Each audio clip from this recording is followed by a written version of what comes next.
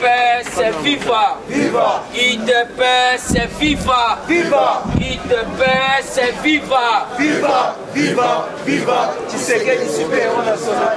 Le soldat de la République, le peuple là-bas. Bonjour, bonjour. Bonjour. Et après ça, on a coronavirus, on va éviter le virus sous la Chine. Il y a un coronavirus sous la pour la maladie, il y a une maladie qui est dans ma boîte H5.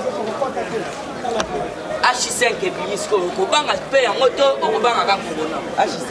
H5 na kati ya Chine. Virus sous le Merci. Na so biso information. H5N1. Ezali koboma. Et derrière, on a so prévenir bino ceux qui vont moni virus ya corona et boswa yango te. Bon mais la te puisque beaucoup kufan des autres collègues même na virus. Puisque ça information est au petit pénal ndenga libanda et ça cabane complot. Comment ça fait-il que corona ezali kaka na ba pays mingi ezali ya ba puissance économique. Faut bo sosola. Il y a comprendre que non, ici corona na Congo, ça va contrôler. On va tirer là contrôler, oh ya so bimana oh ya so kota. Mais bango est commis, botalikasu, otiki ya ki et gogo tatende. Il y a un moni fati béton très sage à suspendre. Elles à la église, elles à la école, mais oui, tous en a bidja mouké. Santé auto bengi baba nini to benga nini ba santé eza bien te na kati ya mboka. Donc makambo eza mabe makasi.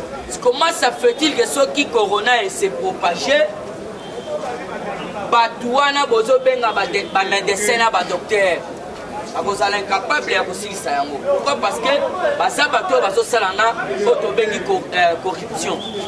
Puisque tu as la corona et salive maladie oyo batouana ba créaki. Parce que ko créer na bango e komi ya mutema mabe ba komi ko propager ngo na makasi ko tozana ba vidéo na téléphone. Moni pena mutu alongwe kuna batimbia ya kwa ko tsaka kamwa.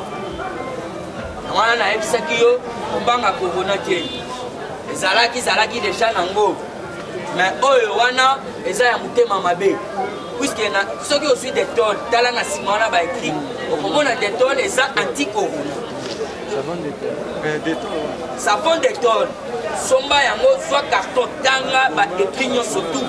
On peut comprendre que non, des tôles ils sont anti-coronavirus. Donc virus wana existe à Batakala. Alors il faut comprendre que non, les seuls moyens, et ça pour la faire ma beaucoup, à chaque temps. Les ressources poussées, le corps aussi pas.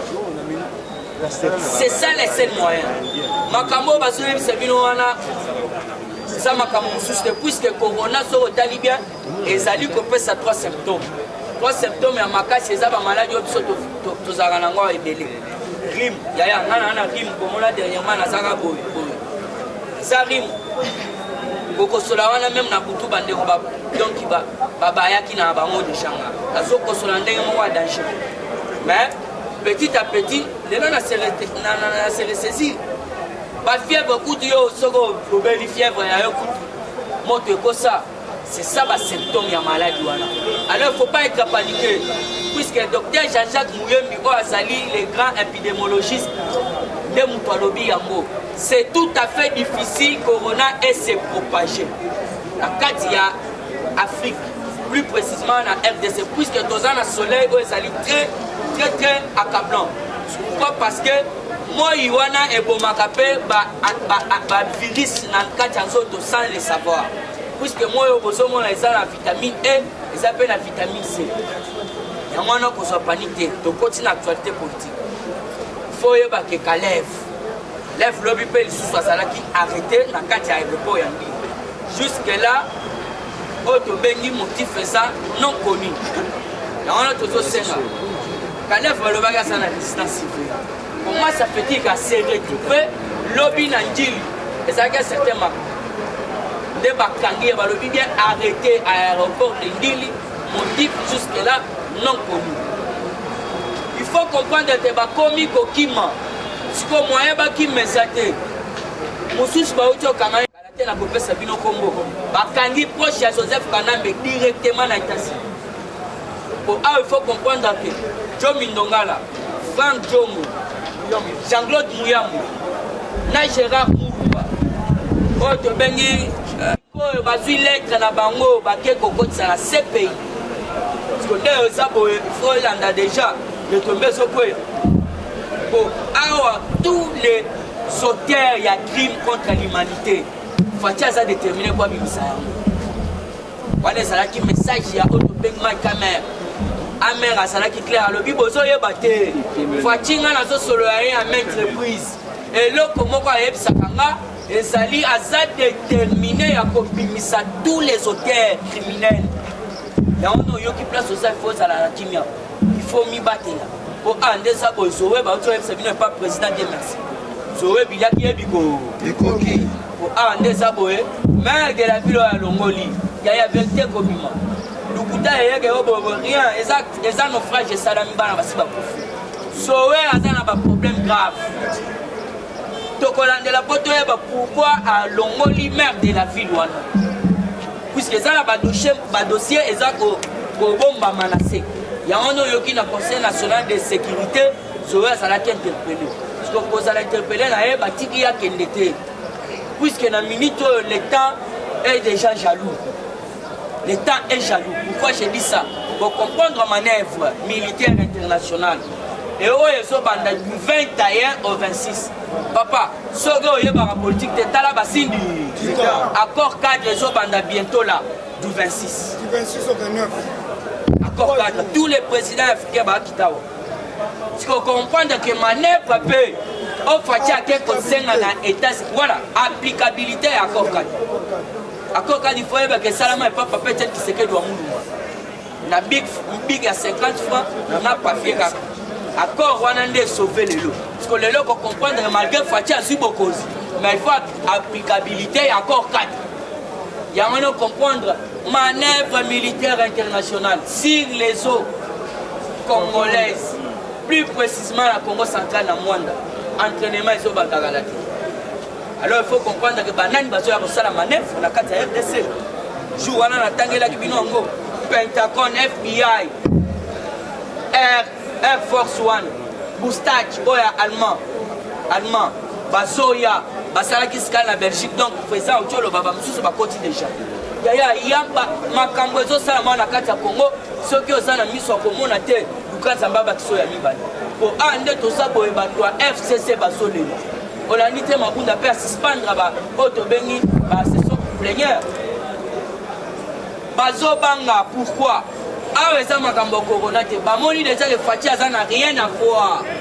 Na kati ya parlement, voire même na kati ya Sénat. Ya ono yoki gouvernement na ye. Ya on a ebisa kabino totika Fatia tangu samboka ndenge ya li. Puisque ça la sagesse. Ebele balembisa biswa. Au sali 7 mois, 6 mois, 5 mois sans gouvernement. Le gouvernement yango eso nyonga yo ozongeli siko Fatia. Gouvernement batota beaucoup de bino gouvernement 2 mois, 4 mois bobi misate. Le gouvernement, voilà le gouvernement que vous cherchez. Le to komi na bango wa. Maintenant la personne une information ici le 30 juin. Remaniement et ba pour Fatia Satali. Et non, il y a un lettre, il y a fonctionnement, il y a gouvernement, il y a Ilunga. Jusque là, ils ont traîné dans Messa Mokozabo. Et puis, à l'objet, je ne vois rien. Ceux qui n'ont gagné, n'ont signé, n'ont bénéficié de la vie. Fatia Beto. Parce que Yoto, ça m'a dit que non. Fatia a Mokozi n'a pas gagné surtout. Malgré Bakoloba, malgré Bakosala, surtout. Oto Bengi, train et Zalaka, Moutou Moko. Le reste, ce sont les wagons. C'est ça Fatia. Parce qu'il faut comprendre que place à son même que ça a déjà États-Unis, Basali déterminé. Il y a pour soutenir corps et âme. Il y a un yoka koto bengi, Tibon l'a dit dans le lobby, il est déjà temps que monsieur Kanambe a libéré terrain. Puisque les États-Unis, balingi ba memamboko yo alambo, ba PCP yango valeur. Il y a un autre qui fait lobby, Azana Posa ya Congo meilleur. Qu'est-ce que cela veut dire Congo meilleur? Batouazana Msalate va vous faire Msala. état de santé eza bien te bato bakozwa ba santé sécurité eza te bato bakozwa sécurité électricité eza te bato bakozwa électricité yango no yoki na makambo nyonso tu ya salaka alobaka je mets l'homme congolais au centre de tout yaya tala lokola neti gratuité de l'enseignement mais yo soko boye gratuité ngana ba menuisier ba maçon basolela fort balobi en tout cas eloko fati asali a aider biso nakozala na 4 bana ngana aza menuisier nakofutela bango ndenge mais gratuité oyo fati aye nango eza lokola kabi mbongo dans chaque porte na mutu nyonso alors nachite wana nazongisima lobe. Ok, merci beaucoup nga nazochite boye parce que moi lobi ya trop tolobi boye notre Dieu c'est un Dieu qui appelle l'existence à ce qui n'existe pas. Oui. Yango tolobi boye tozosenga na baba na ba aéroport botia sécurité pour bato bazoya na ba malade bauti à l'extérieur o biso bato tozala Kinshasa toza na robot kopesa biso biloko kolia te bino na Italie ba robot tozomona bango na biloko na basani siko biso robot ya kona sani na ndako na nani yango tozosenga biso boye nzambe na biso obengaka ye chimpinga baloji ida pesi viva boyebi kombo wana te eza kombo nguya lobi ngai na butu nayoki eglise moko ya sika na lupangu na biso eri banonse kaka ke bakangi ba eglise oyebi ke babeleli chimpinga baloji bato nyonso na kati ya bato noko bapimeki libanda chimpinga baloji akitaki puissance bato baleli butu mobimba ti tongo oyo eza mboka ya elaka idepesi viva oza na 12 heures banda kointercede tozala intersection intercede biloko wana ekoya awa te esuka kaka na bisika bikauka te na roi na rwanda topokeli yango parce que soki obandi koloba baboya entrepement ozoya okokufa ngai nakokufa te nga nde naza boye nakobanda kopresie kaka awo me nakokufa te sikoyo zando awo si toye toya kofinana vreko na bis toya kofinana mbo tomoni bamosusu alati eloko oyo eri moko omoni yango abandi komela ji wana eza na moi lipa wana alie kotika distraction nzambe na biso c'est un Dieu qui écoute nos prières. Merci beaucoup tosuki wana lobi tokokutana. Eshima, votre magazine qui bat au rythme de l'actualité. Retrouvez la nouvelle édition. En ce mois de mars consacré mois de la femme en RDC, Eshima Magazine vous fait découvrir un ovni politique. Fifi Masuka, vice-gouverneur de la province du Lualaba, symbole de réussite dans un univers masculin. Mama Africa, lève-toi, le mot d'ordre d'une femme de foi. Découverte. Sélé Alagouli, le gardien du trésor, mobilisation des recettes, rigueur naturelle, les nouvelles argentiques congolais rassurent. Focus, ministère du budget, Jean-Baudouin Maillot imprime sa marque dans l'exécution de la loi des finances. Patient Saïba Tamboué, l'OGFREM contribue à la matérialisation de l'émergence de la RDC. Dossier Eshima, nomination des hauts magistrats, lueur d'espoir. Nation, interview de Christian Matata. Augustin Kibassa annonce un projet intégrateur pour booster les secteurs du numérique en RDC. Bourse d'études, amélioration des conditions et complicité avec les étudiants, Thomas Luaka Losenjola convainc. Michel Moulumba Tumpaka, les modèles de réussite et de loyauté pour la jeunesse. Culture, Mwanankazi, un statut familial particulier. Retrouvez l'intégralité du magazine Eshima dans les kiosques. Eshima Magazine, un nouveau standard d'information.